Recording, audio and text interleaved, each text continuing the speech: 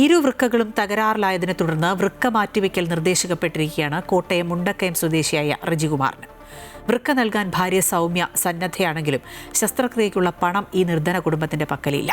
കുടുംബത്തിന്റെ അത്താണിയായ റജിയുടെ ചികിത്സയ്ക്കായി 15 ലക്ഷം രൂപയോളമാണ് ആവശ്യമായുള്ളത്.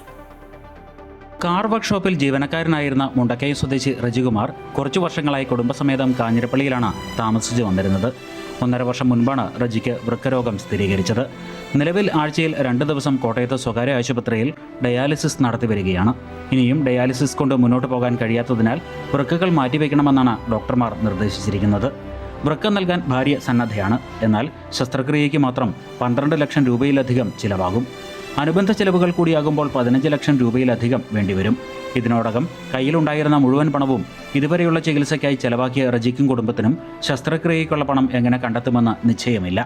എൻ്റെ കിഡ്നി കൊടുത്ത് ഞങ്ങൾ ഈ ഓപ്പറേഷൻ ചെയ്യാൻ വേണ്ടി ഇരിക്കുകയാണ്. അതിന് 15 ലക്ഷം രൂപയോളം ഞങ്ങൾക്ക് ചിലവ് വരുന്നുണ്ട്. മുന്നോട്ട് ഓപ്പറേഷൻ കഴിഞ്ഞാലും 25,000 രൂപയോളം ഞങ്ങൾക്ക് മരുന്നും മറ്റ് ആവശ്യങ്ങൾക്കുമായിട്ട് വേണമായിരുന്നു. അപ്പം ഞങ്ങളുടെ സാമ്പത്തിക സ്ഥിതി അനുസരിച്ച് ഞങ്ങൾക്ക് മുന്നോട്ട് ചികിത്സയ്ക്കായിട്ടും ഡയാലിസിസ് ചെയ്യാനും യാതൊരു നിവൃത്തിയില്ല. ഞങ്ങൾ ബുദ്ധിമുട്ടുകയാണ്. മുന്നോട്ട് പിള്ളേരെ പഠിപ്പിക്കാനും ഞങ്ങളുടെ ജീവിത സാഹചര്യം പോലും മുന്നോട്ട് എങ്ങനെയാകുമെന്ന് ഞങ്ങൾക്ക് അറിയത്തില്ല.